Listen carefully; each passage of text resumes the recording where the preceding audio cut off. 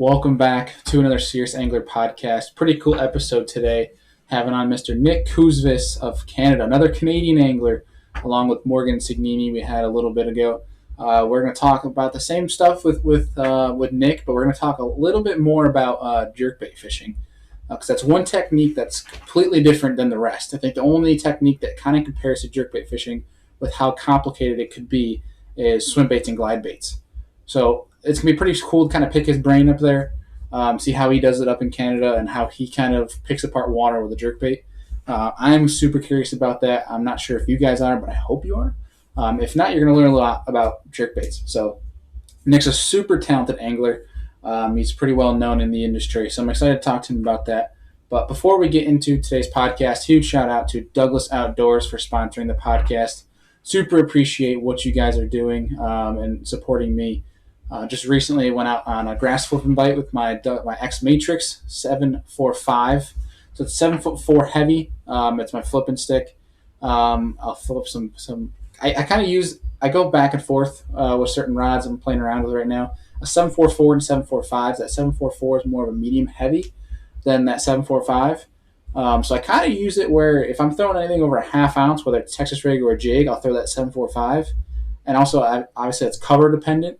But if it's less than a half ounce, then I'll throw that 744. But that would have been pretty fun. I caught a few flipping the other day on that 745. Go check it out, Douglas Outdoors. Holy squeak. Excuse me. Check it out at douglasoutdoors.com. Get yourself in a Douglas rod.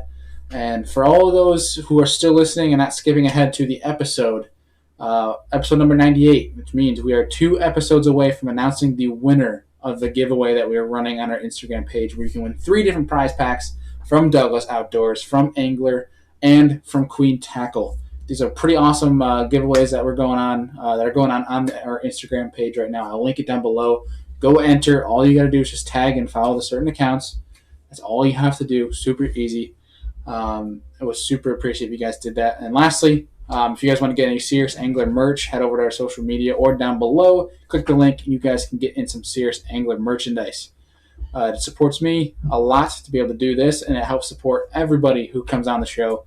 So I appreciate it. Thank you guys, and let's get into today's episode. All right, we are recording. Mr. Nick Cousvis, what's going on, man? How you doing, man? What's up? Not much. We're interrupting you for a little bit while you're rigging up for the getting out tomorrow. I'm sure you're going to go practice, probably lean on a few. Hopefully, yeah. I'm in the same boat. I got a derby coming up on Sodas Bay on Saturday, one of the bays off of Lake Ontario. Went out today and I spent most of my time on the graph, but found a little bit of pattern. But it was one of those practice days where it's like you get off the water and it's not 100% yet. You don't feel so good about it. So I'm sitting here like scratching my neck, itching to get back out to figure it out tomorrow. I'm sure you can relate to that. Yeah, I felt that way yesterday on the lake. So it'll all come together. Yeah, you had a tournament this past weekend, didn't you? Oh, you got me there. Yeah, I got you. Yeah. You had a tournament this past weekend, did you not? Yeah, I did. I was on St. Clair.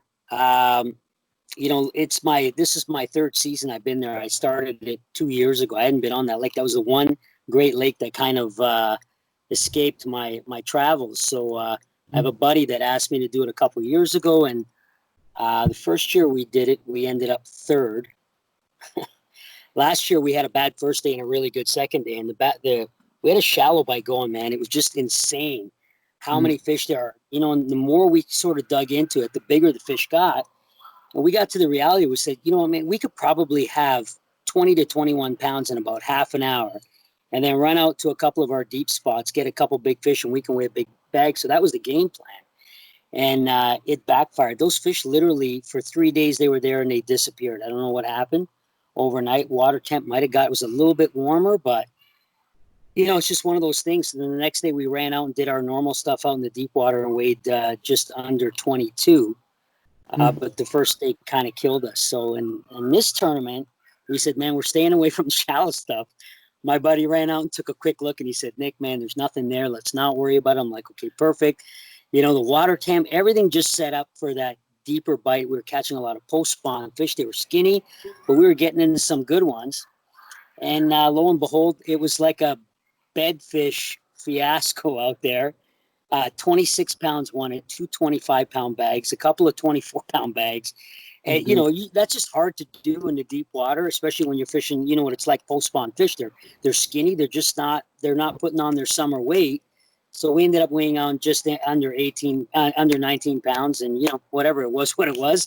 So back to the drawing board for next year, Yeah. But it's just a reminder to you, at the end of the day, the fish do what the heck they want. It's not up to you. Yeah, you're so right. And I mean, that lake is so large. And if you get in those flats, like you need 2-3 days just to break down the flats. They're huge. It would take days to sort of figure out what the fish are using. I mean, there's some tips, but I ran around last year looking, and I think I found one bedfish. I only had half a day, so I just, scrapped that. But we did find a neat post-spawn pattern on one of those flats, but it just didn't didn't pan out. We'll come up with every excuse we can when we don't do well, as to why we didn't do well. But yeah, the reality is the fish just do what they want to do, and you have to figure it out.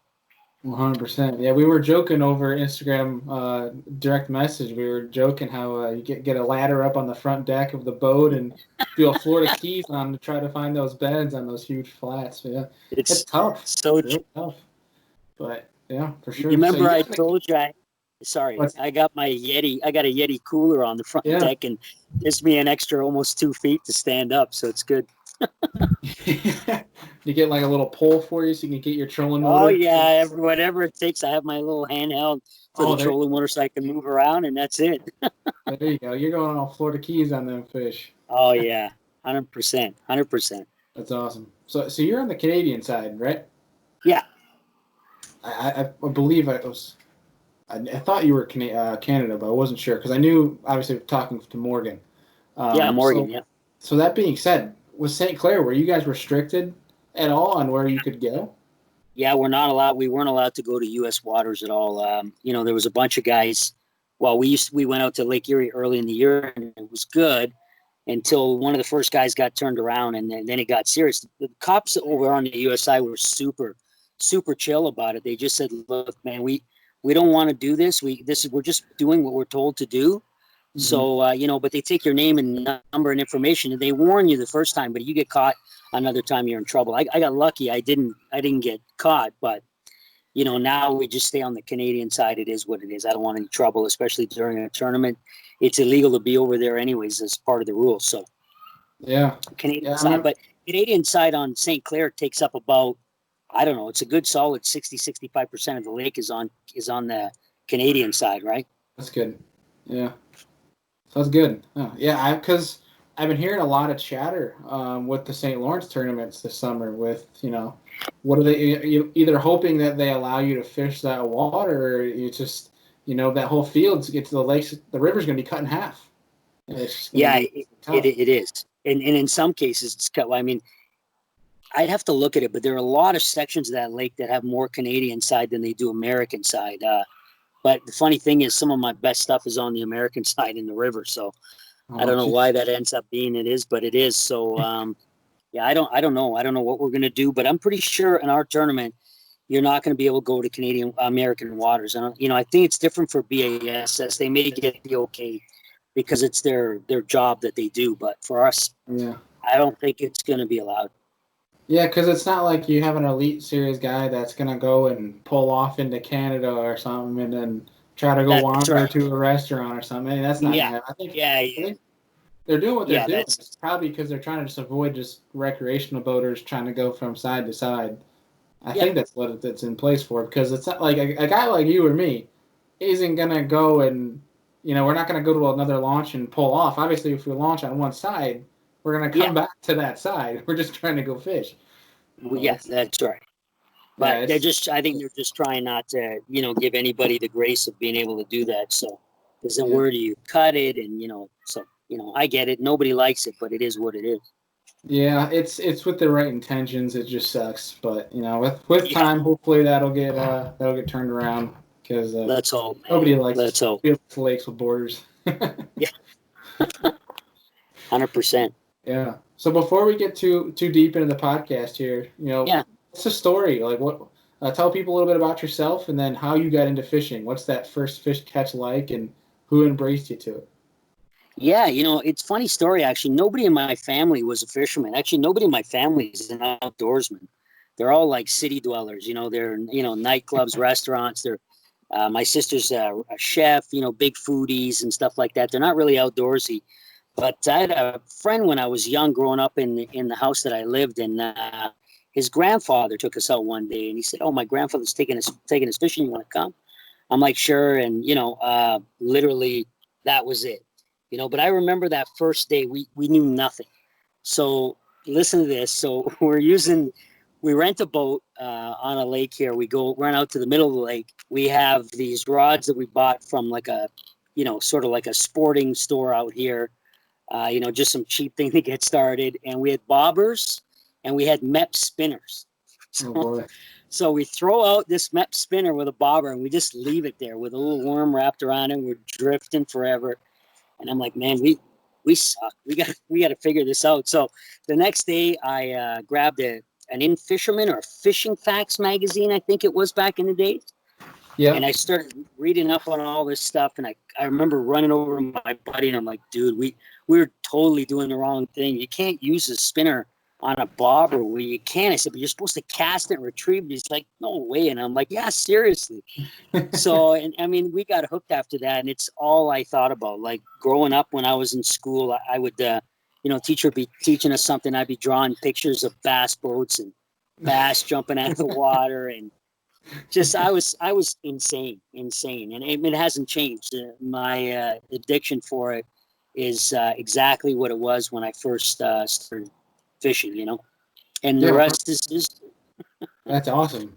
That's pretty yeah. sweet. I mean, you may not be able to share it with like a family member, but at least you eat good when you get home. Yeah, absolutely. Yeah, it's good. And they're Thanksgiving, they're all the holidays must be amazing by your house. yeah, well, I know. And they're bitter with me because I never bring fish back. But I'm like, yeah, no, I let them go. So, but I said, you guys can go and grab some from the market. I'll meet you at home with a case of beer. Call it even. There you go. You probably could have some great perch and walleye stir fries or something. Oh yeah, yeah. Yeah, we've Yeah, had some good stuff. I bet. Yeah, the bass stay in the lake for sure. Yeah, Well, I tell you, you come a long way. I mean, you look at your page and it's full of just giant smallmouth, and my jealousy just grows with each post that you have. And you're with Megabass and Daiwa, and I think that's pretty awesome right there. That's two amazing companies. Speaking of which, I just got my Pro Scion in today. I'm super pumped. And let's say that again. I just got my Pro Scion in. I believe that's how you pronounce it, Pro Scion, right? Oh, nice. Yeah. I'm trying to slowly go all Daiwa because I'm getting frustrated with the Shimano. But Yeah, you know what? Honestly, I was with Shimano. I was with them for 20 years. And I made a lot of really good friends here at the head office in Canada. Got to know quite a few of them. But it was just flooded with a lot of anglers. Your input wasn't. And listen, it's a great company. They make a great product. I love the guys there. But when Megabass approached me, it was just a dream opportunity for me. I was a big jerkbait guy. Funny thing is, over here in Canada, they all call me the jerkbait king. I honestly, that is not a self-made name. That's sort of what they call me. Back in the days, I won a lot of tournaments, and really any tournament I fished, the only thing I ever throw was a jerkbait, and I back it up with like a tube or a drop shot for following fish. But it was such an addiction for me to throw that bait. It wasn't because it was the only thing I could throw. It was the only thing I wanted to throw. But yeah, when Megabass approached me, it was just a dream come true. And there's so much input that they asked me for, and it really is a true sponsorship inside out. And I get to use the best equipment in the world. I mean, I can't. Trust me, I feel like I'm the luckiest guy in the world. I'm the only guy here in Canada that they pulled on their team. So it's awesome. it's been my honor to be with them. And whenever if that time ever comes that it ends, I'll shake their hand and thank them very much for everything they've done for me. So it's been great. Yeah, 100%. Ever since I threw the first time I threw a 110, every time I'm throwing a different jerkbait, I feel like I'm throwing trash. Well, you know what? Yeah, and the funny thing is, really, is that not only do I get to use all their stuff, but they also afford me the opportunity to go and, I'm out there trying everybody's stuff because I want to be able to give feedback, not just to them, but to other anglers when they ask me, what do you think of this or why not this? So if you're not educated on the product that's out there, you could say that your stuff's the best, but I want to know my stuff is the best, not just say it. So they make a lot of good products, and definitely the 110 and the plus one have won me a lot of money. And I've used that before. I'd be like, guys like, man, $30 is hard to swallow for a bait. I'm like, yeah, but you place in a tournament and you make your money back on it. So that's the way I've always looked at it. This is very true. That's a great way to look at it. Yeah. That's a good investment. Yeah, I hear that. Yeah, the jerkbaits I throw primarily, I pretty much, ever since getting into the 110s, I threw out any other Rapala or anything else like that. But I do throw a little bit of the Lucky Craft pointers, but I do believe that's only because it's a bigger profile, but doesn't the Visions, they come in a plus size, don't they? They do. They come in the Max LBO, which is a new one. They had the Magnum, the 110 Magnum, and it was good. But this new Max LBO, it doesn't run as deep as the 110. But for shallow water, shallow grass, things that you want to throw over anytime there's wood or stuff or big rock and shallow, that Max LBO is the deal, man. And it comes with that new LBO system. So It's not the beads. It's just that cylinder that goes from the front to the back. There's a magnet on the back, so when you go to cast, it falls to the back, and you can wing it out there. And then when you hit the water, you just pop that head down, and it just rolls down to the front. So it's an impressive bait. I'm just starting to get to use it. I've caught a couple fish on it, but I can't wait for that summer bite to come in when those fish slide shallow and they're looking for a little bit bigger bait fish. That's interesting. So you said it's like a cylinder weight then? Yeah, LBO system it's on a track, and it's a cylinder. They actually have two. They have a micro one for their smaller baits and their regular size, and it actually has the magnet is on the head, so that when you go to cast it, it pops off the magnet, rolls to the tail because the way it's hanging. So when you cast it, it's tail first, so your cast is super long. But then as soon as it hits the water and that head drops down, that cylinder just slides right back down to the head where the magnet is and sits right in there, snug, and it allows you to maximize your depth, and it doesn't go back and forth. So it keeps that head down when you're jerking it. Action is amazing. Typical 110 action, just a bigger, more aggressive jerk bait. We throw them on actually much bigger tackle. It's 3/4 ounce, so you can really cast a long ways, and you can't overwork that bait. That's very impressive. That's one thing that it's a technique that is something I find very rewarding, but I also think can be very difficult. Like obviously people think, it's just you're just a constant cadence and whatnot, but I feel like there's a lot of people that agree, and I'm sure you would too, that it's probably one of the most difficult techniques to not just master but to learn and try to hone in on, because it's very it's almost like an art essentially. Honestly, I think it is the most complicated.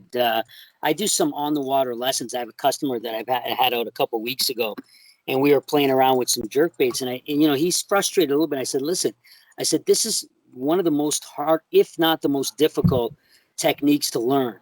You can watch me, like people just think, oh, I'm just going to get on the boat with Nick and see how he does it and duplicate it.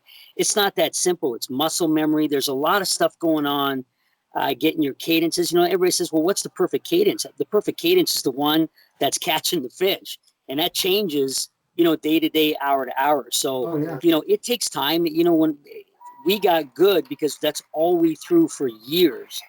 I've been throwing a jerkbait for 30 years, and I'd say the first 15, it is honestly was one of the only baits that I really threw, other than a couple of situations, where I would change up. But generally, from about the time that season opened right up until the end of September, early October, it's pretty much all I threw. So, I got good at it, and I learned some tricks, and, it's amazing. They cut, it's a great bait because the fish is super curious, especially the smallmouth. They'll almost always follow it. So even if it's one of those days where you're struggling getting them to bite, you know that they're in the area, and you can turn around and throw some other stuff. Where those kind of days, they won't even follow a spinnerbait. They're just off. The only thing I can get them to move to the boat to is a jerkbait. So it's a great search bait. It's a great bait to understand what's going on and sort of really dial in on a pattern. So it's a finder. It's a catcher. The frustrating part is I can't tell you how many tournaments I've lost and won on a jerkbait. You know, I've had the fish on to win, and they come off, and it's just part of the game. You gotta, shake it off and just get back at her. 100%. Yeah, one of the coolest but most disappointing things. A couple weeks ago, one of our lakes here, it was that perfect time where it's transitioning to basically where it's like a no man's land where you have you can find your rock and whatnot, but the grass is starting to grow. So I found all that isolated grass, and what was cool is the bass or the largemouth had just spawned, so they had moved off and they're sitting in the isolated grass ready to head deep. The coolest part about it is it was crystal clear water, so you could see all the bass in that isolated clumps, and I was sight fishing them with a jerkbait, but long story short, I don't understand how a 4-pounder will swallow 3 treble hooks and somehow spit all 3. It blows my mind. Isn't that crazy? Yeah, it's just nuts. I watch him just engulf the whole thing, fight him for 2-3 seconds, and then just lets it all out. I'm like, how? It's you know what? I remember a tournament years ago, a classic that we had up here in Canada, CFT Classic on Lake Simcoe. And I had this little inside turn that was just loaded with them. And as I was driving there, I look and I see 6 boats, and I'm like, man, did somebody find that? When you're driving towards an area, you're not really sure. You're like, But they were all up on the flat, and I found these fish backed off on the first break from 13 to, it was about 10 to 17 feet of water was the break. Okay. So I get in there. I throw out my jerkbait. Back then, it was a long time ago. I was throwing a Super Rogue. I don't even think I was introduced to Megabass at the time. They were still in Japan. They hadn't even come to North America yet. And, I made a cast. The first fish comes out of the water, just a giant. And all I see is the line. I mean, that bait is gone.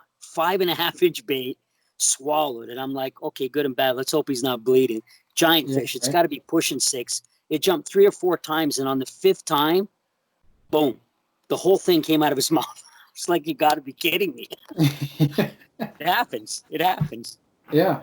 Oh my gosh, it blows my mind. But so let me ask you this, because I got a few questions for you. Because when it comes to jerkbaits, I just feel like it's a whole new realm. I feel like I'm looking at, I think the only niche in fishing that's close to it is the swim bait, glide bait realm.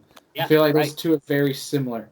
So when you're obviously, I'm sure there's a difference, and I could be wrong here, but when you're throwing, let's say, a 110 versus a 110 plus and then a 110 LBO, how does your rod selection differ from the 3?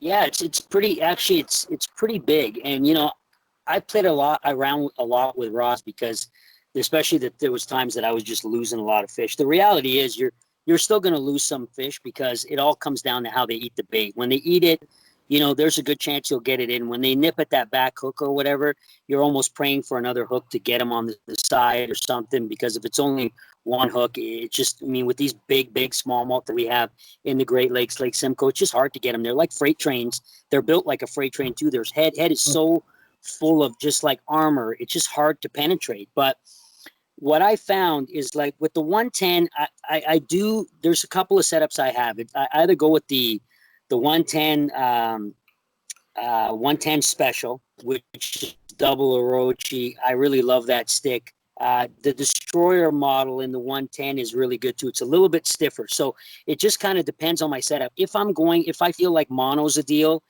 because I'm trying to keep it shallower or whatever, then I'll go to mono and go to the Destroyer 110. I just find it's a little bit stiffer and it allows me to work that bait a little bit better. And then if I go to the jerkbait special, it's a little bit softer. The other rod that is really good is the Ronin 6/8 Ronin spinning rod, double X Orochi.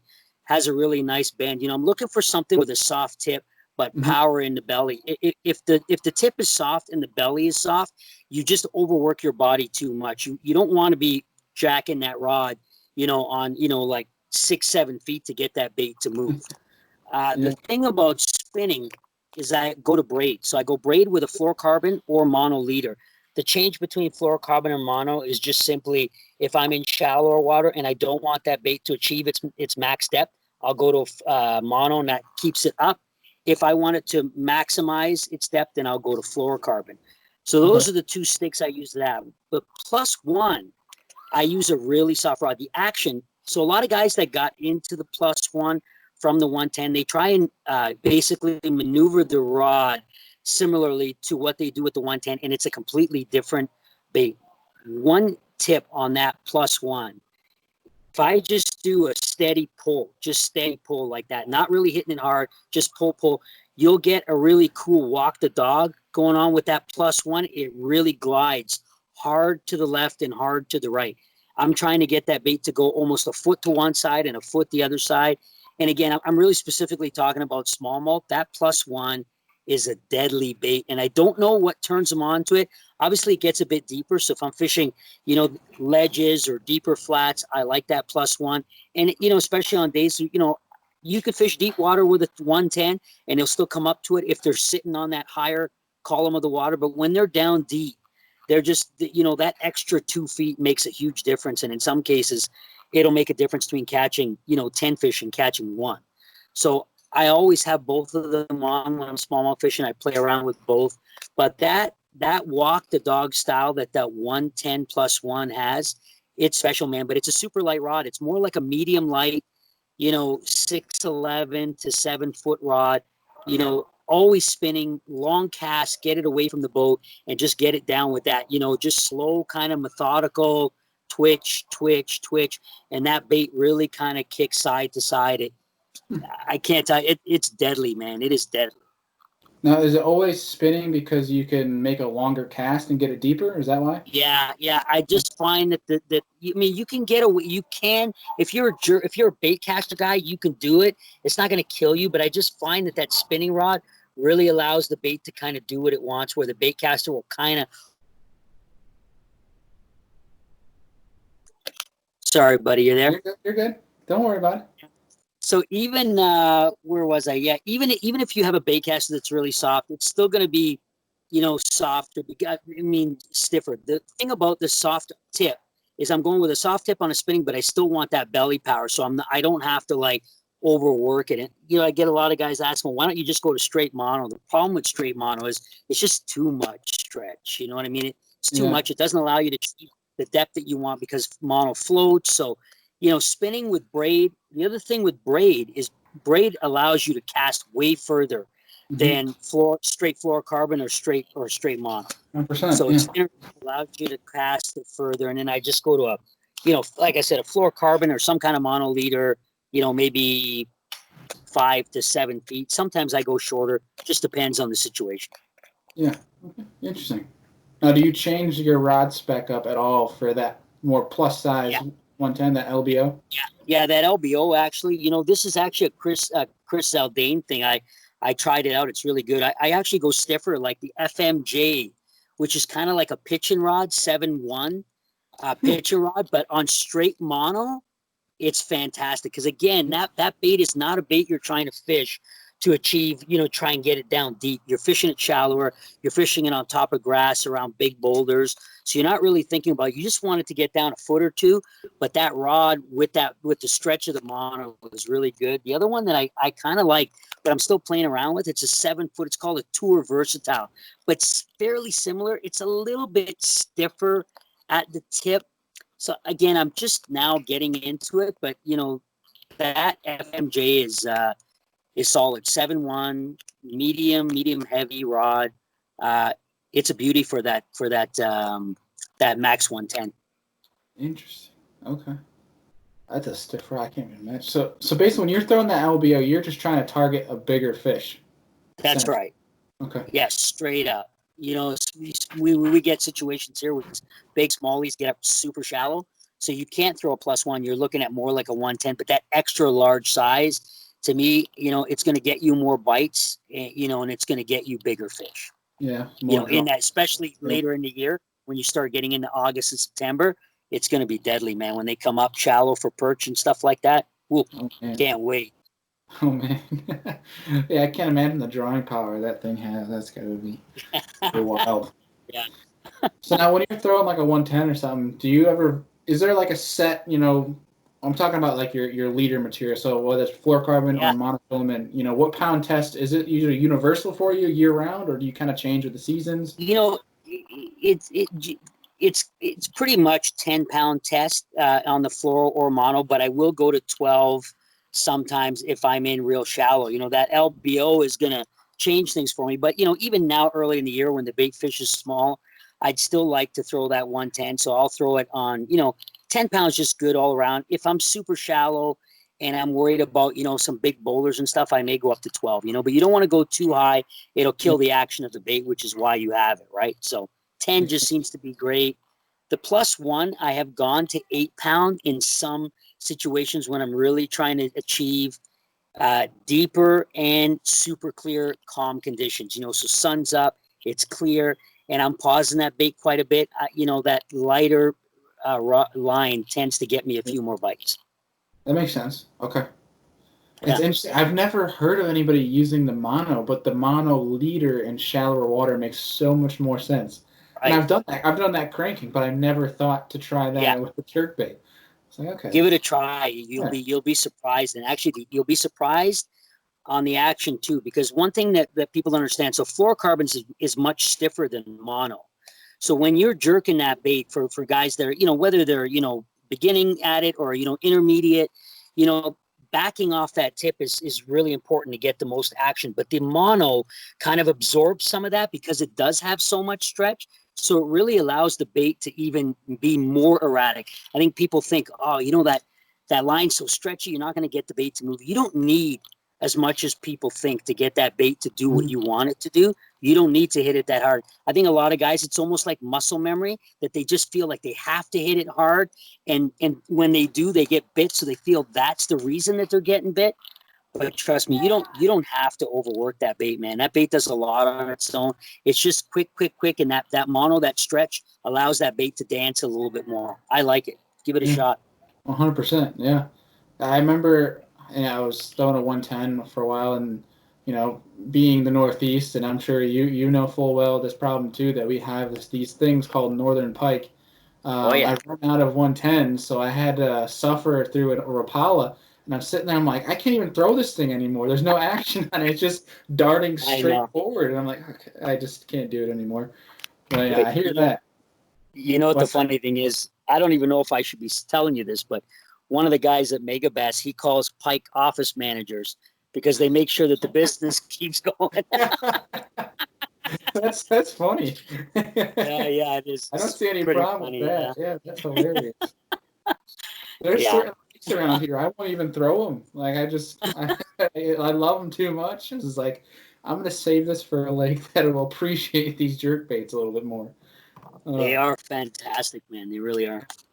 Another question on the jerkbait for you. I mean, you've done yourself a burden here, because now I'm gonna pick your brain every time I have a jerkbait question. Sure, yeah. You're just gonna get DMs every day with me asking jerkbait.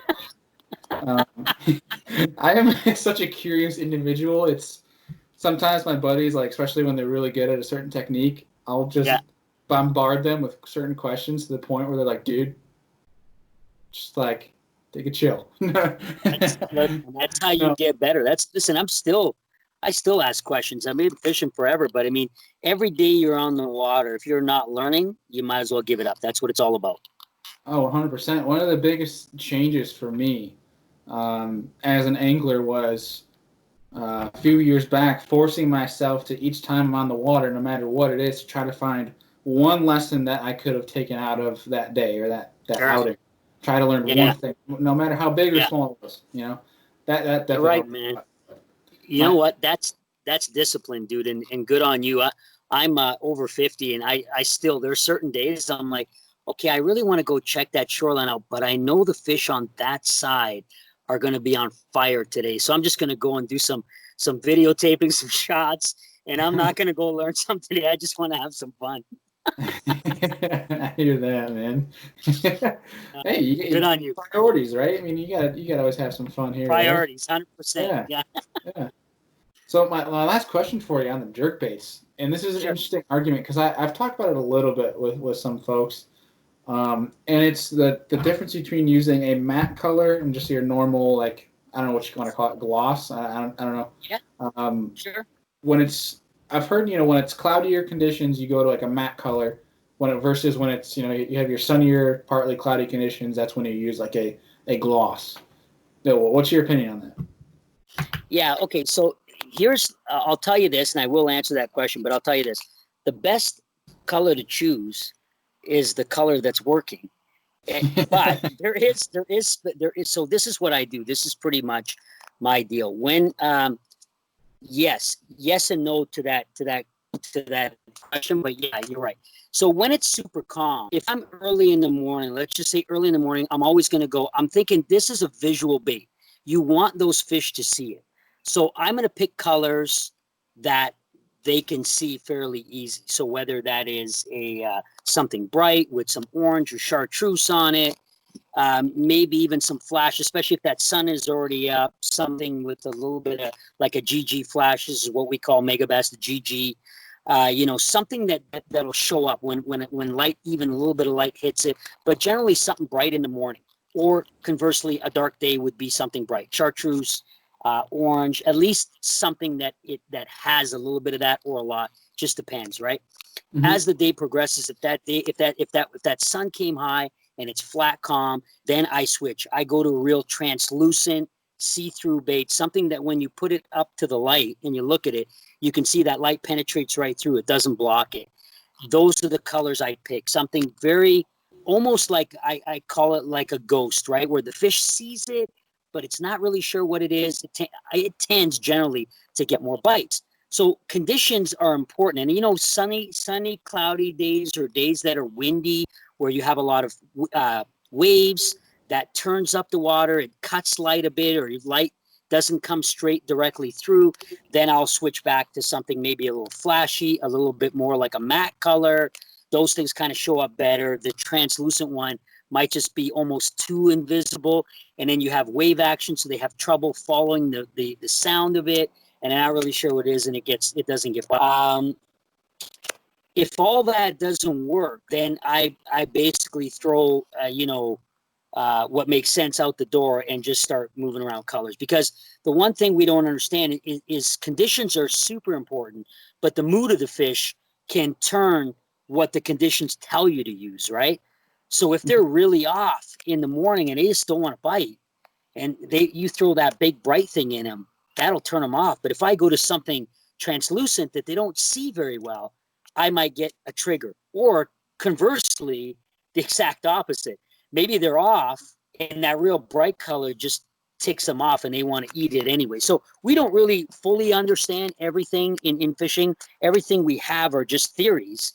But, I used to write a lot of things down when I'd go out in certain days. And from that, I come up with a task of, okay, I know the conditions in the morning. This is what I'm going to start with. And then I go from there, but, and honestly, there are some colors, I don't want to say that are better than others, because really there's so many colors that are really, really good. I never throw anything away, even if I have a color that, I always say this on the boat, right? I have this color that just looks good, but I haven't caught a fish on it. And I'm like, one day you're going to buy 10 of these. You don't know it now. And I tell my buddy, I said, but one day you're going to be like, dude, I have to go and buy like 10 of these. I have a lot of those guys. Like, what? Why'd you tell me to buy this color? I said, because you just don't know. Today's a new day. An hour from now is a new hour, and it changes. That's what makes jerkbait fishing so exciting, is that it's as anglers, we're always on our toes and we're always thinking and looking at conditions and what nature's doing around us. But with jerkbaits, it's like, I have 5 boxes in my boat all the time. And, we had this joke when we were younger.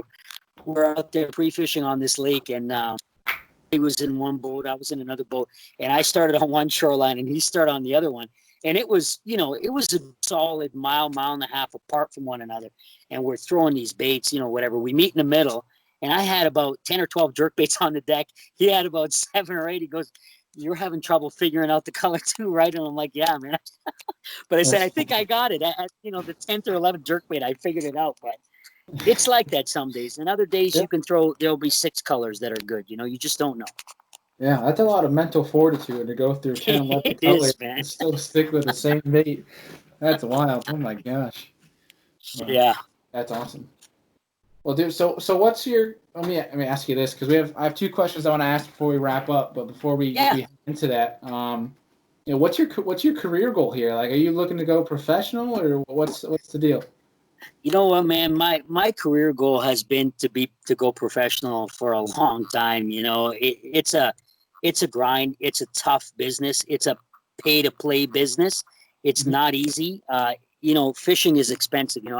I've had a few jobs throughout my life. I've made decent money, but you buy a boat, you buy a truck, you buy the equipment, you pay the gas, hotels. I think if there's one thing that I can tell your fans out there, anybody that's watching this, is that you got to put a plan together, and the plan, before the fishing plan comes into place, you should put together a financial plan. You need to figure out how much you need to survive in your regular life and fish without being tight, because there are times in my career where money was super tight. And I did it because I love it, and I don't care. But I have a wife, I have a house. You got to taking care of all that stuff is literally it's the same. You're taking care of yourself, and if you don't take care of yourself, and I'm sure you've known and you've seen a lot of pros that have come and gone in the big leagues, and you're like, what happened to that guy? And the reality is, money happened to that guy, right? Yeah. You don't have the money, and it doesn't mean you're not a good stick. It's hard. It takes a good stick, but it also takes some luck, some fortune, some good timing. I still believe at my age that it's going to happen. I've been up and down, but I know, I believe in myself. I believe in the time and effort that I've put in. I can't give it up. I'm stubborn, man. Like, no way. I'm just going to say right now, hey, you know what? I'm going to wrap this up. When I wrap it up, it's because I can't get out of bed. That's when I wrap it up. Because my feet don't move anymore. Yeah. Yeah. So, I think my plan right now is I would love to do the BASS Opens and give myself one shot. But, everybody thinks that's cheap, and it's not. The Opens, the BASS Opens, are probably one of the toughest tournament circuit. Oh my gosh. Because there's no closing. So you can fish as much as you want. So you're going up against the guy like you who has a dream, and he lives on the lake, or he might have more money than you do, and he puts a lot of time on it.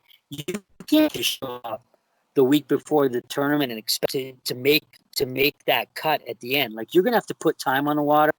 You still need, my guess, I've just talking a lot. You need $50,000 in an account that has nothing to do with your 50 grand just sitting there burning a hole that says this is going to cover at least 2 weeks of pre-fish in every tournament, my entry fee, and maybe entry fee, maybe I can get that covered. Maybe I have enough sponsorship that if I went to them and said da-da-da, but that's such a small portion.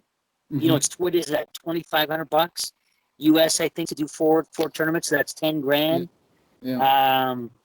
So you need that, but you need your gas money, time away from work, a place to stay, food. It adds up. And it adds up, man. Fishing is, I have some golf friends. I have a lot of golf friends that are in the golf industry, and they're like, man, golfing is expensive. And I dabbled in golf. I really enjoyed it. It was good, sort of my, mind release for me, where I can just relax and not think of anything. But trust me, golf is nowhere near what it costs you to fish for a living. It's expensive. You don't have $80,000 clubs. Yeah. That need oil.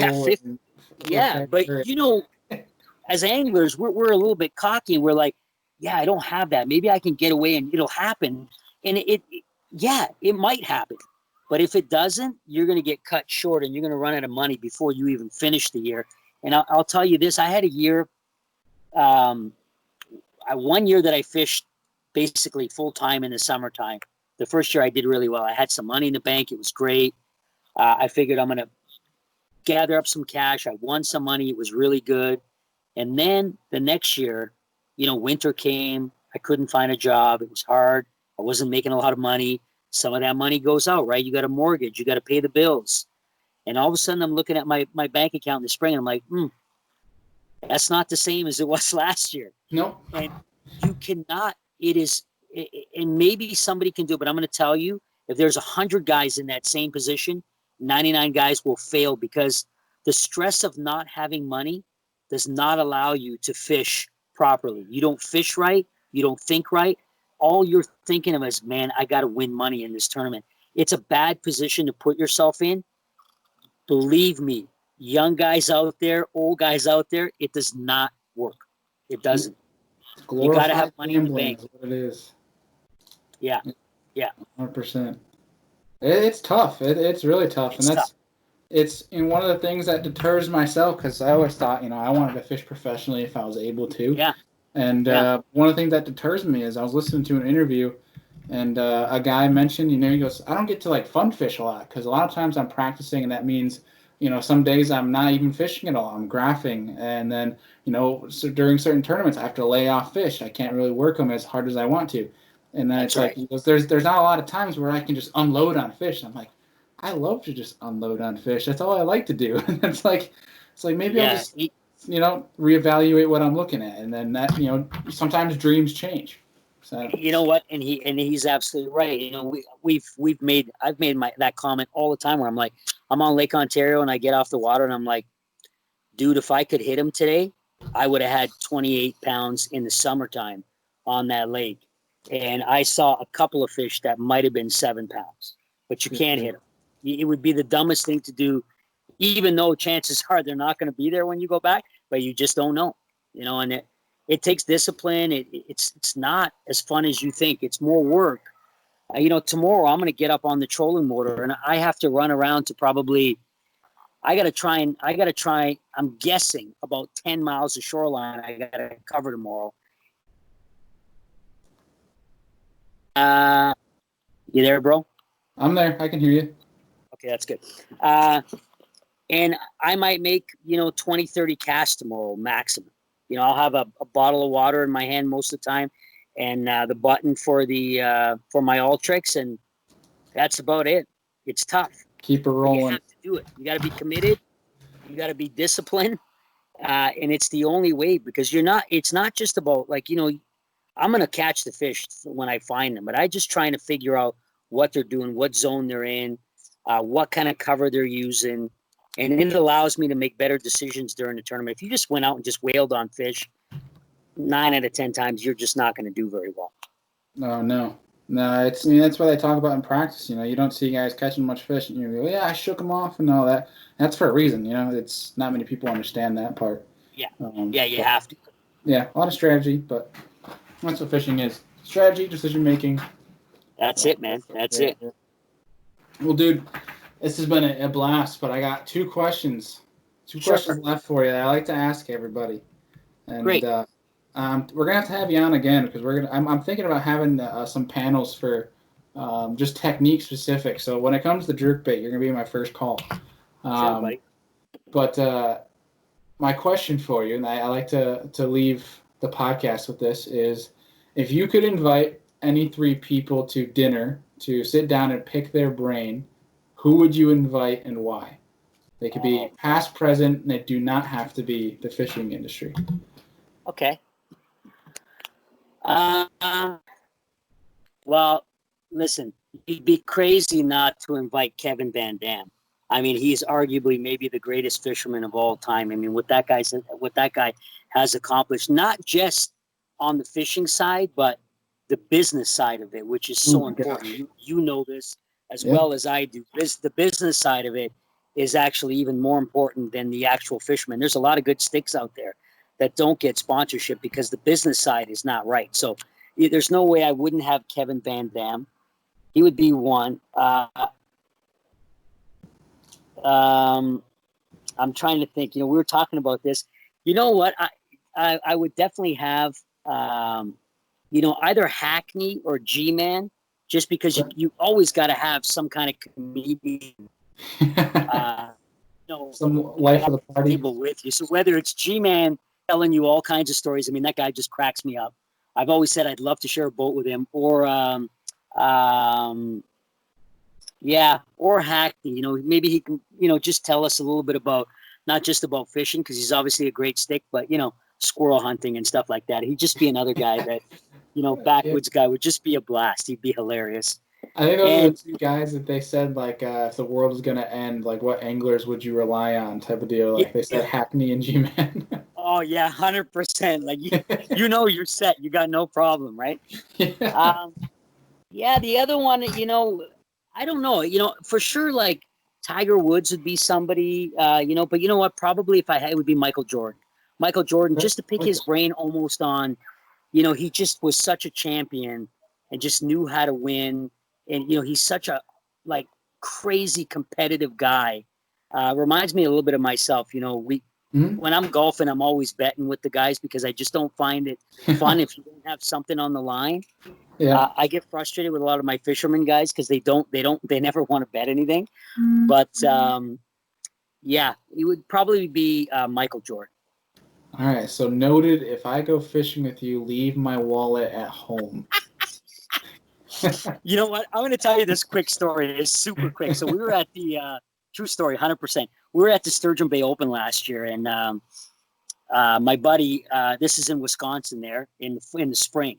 The fish are shallow. It's pretty crazy. So my buddy says to me in the morning, he's a good friend of mine, and he just started to learn how to throw jerkbaits a few years ago. He catches some, and he gets a little cocky, and he says he makes maybe 3 casts, and he gets one right away. It's like a 3-pounder. Get it to the boat. I'm like, okay, first, like, not even 5 minutes in. And he looks back at me, he says, let's make a bet. And I'm like, what are you thinking? He goes, let's go. Whoever catches the most fish on jerkbaits today, $50. And I said, okay, that's fine. I said, but let's up it a bit. Whoever catches one over 6 pounds, the other guy's got to buy him a steak dinner at his restaurant choice. And he says, okay, you're on. I'm not lying to you. He never caught another fish. Oh my! I smoked, like, I don't know, 7 or 8 in a row. And then, I caught, probably another 10 or 12 throughout the day.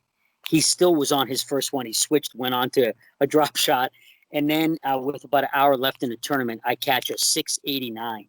Oh my God! On a 110. So he owes me $50 and a steak dinner, and I haven't seen either one yet. But I stick it to him every chance. Of course, it's gonna happen. That's too funny. Oh my gosh! It was good times. Good times. Was that 689 on a jerkbait? 689 was on a jerkbait on a 110. All the fish came on a 110. I threw the +1 a little bit, but they were just shallower, and that 110 caught the fish that day. But I looked back at him after. I said, dude, don't wake up. When a giant's sleeping, let him sleep, man. Don't wake him up. Second, he said, bet, I'm in. That's hilarious. That's awesome. Oh my gosh. I mean, my PB was 5 pounds 14 ounces on a football jig. I couldn't imagine what that would feel like on a jerkbait when it's almost 7 pounds. You know what? It's crazy, man. Now that time of year, a little bit colder, but in Simcoe, my biggest one, the biggest one I ever weighed was a 635, but I know I've caught 2 or 3 more that were like over that. They weren't 7s, but they were 6 3/4 and maybe a little bit better. They didn't have that big gut, so I didn't even weigh them. I just released them. Water was pretty hot. And I didn't have my skill ready, but there, lots of Simcoe, man. I've probably caught, honestly, like, not even close. I'll underestimate. I've caught over 30 over 6 pounds on a jerkbait, easy, easy. Gosh. Yeah. There's so many big ones out there. It's you got to get one in the summertime, man, dude. It is like a freight train hitting your bait. And it's just like acrobatics plus after that. They're coming out of the water. They'll come out of the water, and the second they hit the water, somehow they're back out, and it's felt like they barely touched the water, and they're still out of the water again. And they're insane, man. They're insane. Good grief, I couldn't even imagine. Gotta come. Gosh. Gotta come, bud. Well, dude, I just gotta say thank you. I'll meet you there. Let me know. I'll meet you there. We'll put a day on the water. We open these borders up, and I am there. That is the first thing I'm doing when these borders open. You'll see me waiting on the U.S. side. Let me know. Like a dog waiting to go inside at night. That'd be me. You gotta come by my house to get there. So let's make it happen. Yeah. Heck yeah, dude. Oh my gosh, jerkbait fishing and smallmouth. It really doesn't get much better than that. Man, it doesn't. It doesn't. Well, dude, I just gotta say thank you for taking the time out of your night, taking time out of your rigging, and for talking to me for a while tonight. I appreciate it. Of course, anytime, man. Anytime. Yeah. All right, man. We'll talk soon, and good luck tomorrow. Hope you find them. Thanks, brother. Keep shooting those videos, man. Great stuff. Appreciate it. Talk soon. Okay, bud. Bye-bye. Right. So hope you guys enjoyed today's podcast. That was a blast. Talk to Nick. I learned a lot about jerkbait fishing. I've thrown a jerkbait a lot, but there's been a lot of information that's thrown because jerkbait fishing is one of those techniques that is not. It's almost impossible to master. I feel like that every technique you can argue that way, but jerkbait fishing is super complicated because there's so many different variables at play. So that was kind of cool to pick his brain and try to hone in on, because in order to jerkbait fish, you have to have the right gear. If you don't have the right gear, it's extremely difficult to be efficient with a jerkbait. So that's one thing that I'm trying to hone in on.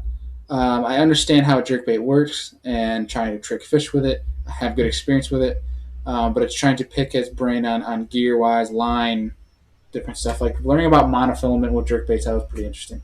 So hope you guys enjoyed that. Go down below in the description. Follow Nick. You guys will definitely not be disappointed. He posts pictures of gigantic smallmouth bass. So go down below. Check them out. We appreciate it. Subscribe to the Egbert Outdoors YouTube channel. You can find our podcast on any podcast platform. Thank you guys again for watching and listening. We'll see you guys next time.